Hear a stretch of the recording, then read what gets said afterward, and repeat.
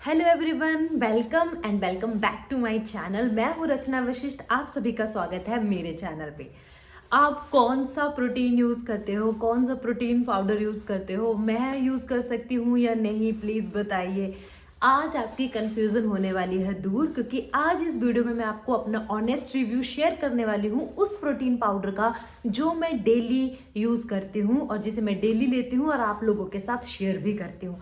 उसका नाम तो मैं हर कमेंट के साथ आपको देती रहती हूँ, जो भी पूछता है उसका रिप्लाई करती रहती हूँ, लेकिन फिर भी एक बार क्लियर करना बहुत ज़्यादा ज़रूरी है इन डिटेल, ताकि नेक्स्ट टाइम जब भी मेरे से कोई पूछेगा मैं वीडियो का लिंक आपको बता दूंगी डिस्क्रिप्शन में और उसको आप चेकआउट कर सकते हैं। तो चलो शुरू करते हैं। आप सभी को पता है जिस प्रोटीन पाउडर को मैं डेली ले रही हूँ वो प्रोटीन पाउडर है दिस। ये है प्रोटीन पाउडर जिसको मैं डेली यूज कर रही हूँ और ये है द होल ट्रुथ का बे प्रोटीन बेसिकली। तो ये जो है ये है बे प्रोटीन और मैं आपको सबसे पहले कुछ बेसिक बातें प्रोटीन से रिलेटेड वो आपको बता देना चाह रही हूँ, आपको पता होना चाहिए। तो इस प्रोटीन पाउडर की बात तो बाद में करते हैं, सबसे पहले बेसिक बातें प्रोटीन से रिलेटेड जो आपको पता होनी चाहिए। प्रोटीन हमारी बॉडी का एक बिल्डिंग ब्लॉक है। अगर बात करें हमारे मसल्स, हमारे स्किन, हमारी नेल, हमारे हेयर, हर कहीं प्रोटीन की रिक्वायरमेंट रहती है। बेसिकली हमारी बॉडी की रिपेयरिंग के लिए, टिश्यू बनने के लिए, मसल बनने के लिए प्रोटीन सबसे ज़्यादा ज़रूरी होता है। लेकिन वहीं अगर हम बात करें इंडिया में तो बहुत सारे लोग जो हैं वो ज़रूरत से भी कम प्रोटीन लेते हैं पूरे दिन में। अगर इंडियंस की डाइट देखी जाए और देखी भी गई है कि उनमें कार्ब्स लोडेड है, उसके बाद फैट है, देन प्रोटीन है नेग्लिजिबल। बहुत कम ऐसे लोग हैं जो ध्यान से अपने प्रोटीन रिक्वायरमेंट को पूरा करते हैं। जब बात करें वेजिटेरियन मील की तो वो थोड़ा मिनिमम वैल्यू से भी कम लेते हैं। अब मिनिमम वैल्यू क्या है? अकॉर्डिंग टू WHO 0.8 ग्राम पर केजी है मिनिमम वैल्यू, मतलब कम से कम 0.8 ग्राम तो हमें लेना ही है। ठीक है, तो अगर आपका बॉडी वेट 50 है तो आप 50 को 0.8 से मल्टीप्लाई कर ले, जितनी वैल्यू आएगी वो आपकी मिनिमम रिक्वायरमेंट है, मतलब वो तो मीट होनी ही चाहिए। और आप 1 ग्राम पर केजी के हिसाब से ले सकते हैं एक बैलेंस फंक्शनिंग के लिए। हमारी बॉडी अच्छे से काम करे इसके लिए हमें 1 ग्राम पर केजी के हिसाब से लेना चाहिए। अगर कोई 50 किलो का है तो उसे 50 ग्राम पूरे दिन में जो है वो प्रोटीन इंटेक उसका होना चाहिए। कोई 60 किलो का है तो 60 ग्राम प्रोटीन इंटेक होना चाहिए। एक मोटी मोटी कैलकुलेशन है। और जिसे मसल बिल्ड करने हैं और फैट लूज करना है वो 1.2 ग्राम पर केजी के हिसाब से ले सकता है, मतलब वो थोड़ा और प्रोटीन बढ़ा के ले सकता है। अब यहाँ पे कुछ ऐसे मिथ भी फैले थे कि प्रोटीन से किडनीज खराब होती हैं, प्रोटीन से लीवर खराब होता है।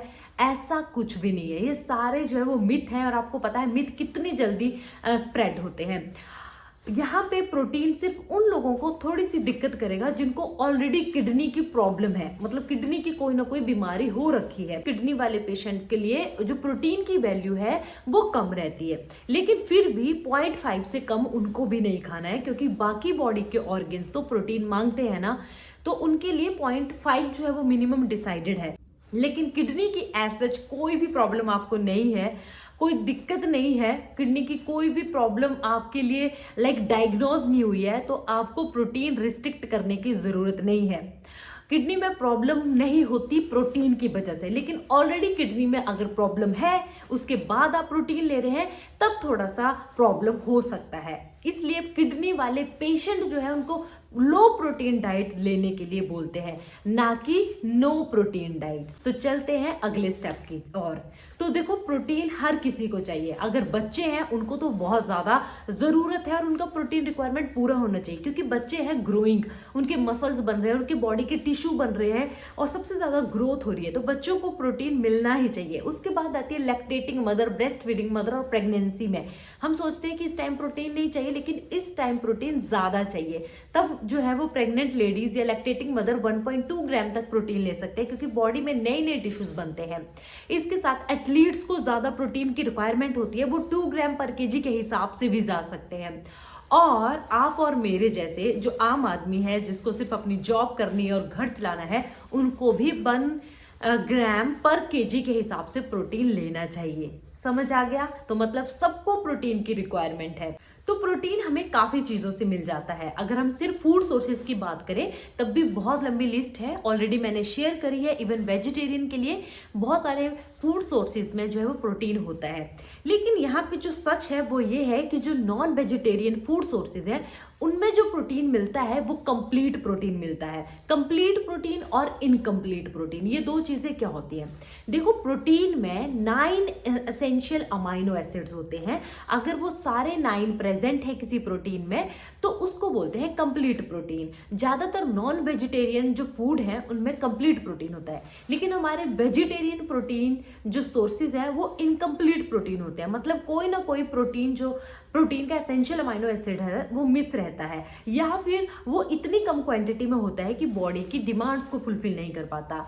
ज़्यादातर वेजिटेरियन मील में ये होता है, इसलिए हम वेजिटेरियन मील को मिक्स एंड मैच करके खाते हैं ताकि हमें एक कंप्लीट प्रोटीन मिल सके।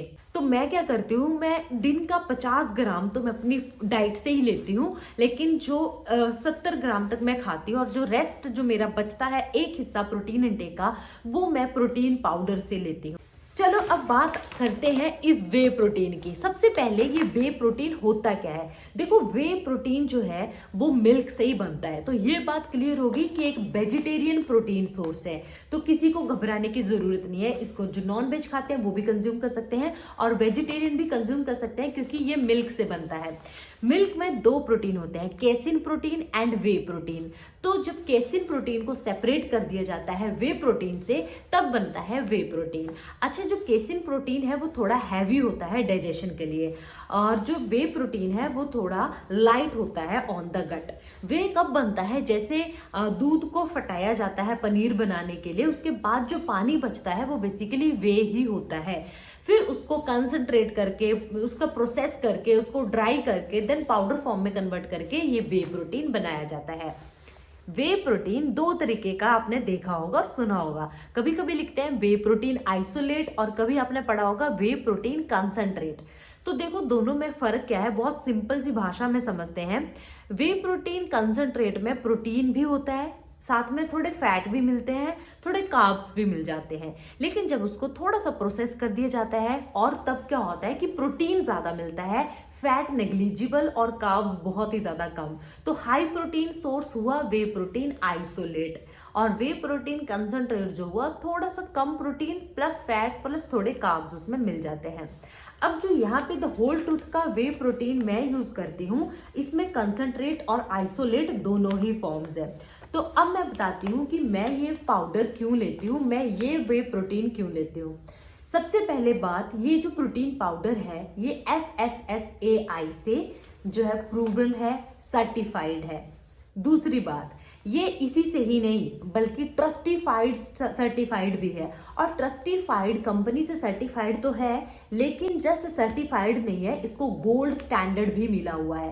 तो इसको 7 रेटिंग मिले हुए हैं, मतलब इसको इसकी एक्यूरेसी के लिए टेस्ट किया गया था। तो जो भी इसमें लिखा है कि इंग्रेडिएंट लिस्ट में कि इसमें ये प्रेजेंट है, सच में वही पाया गया है, तो ये एक्यूरेट है।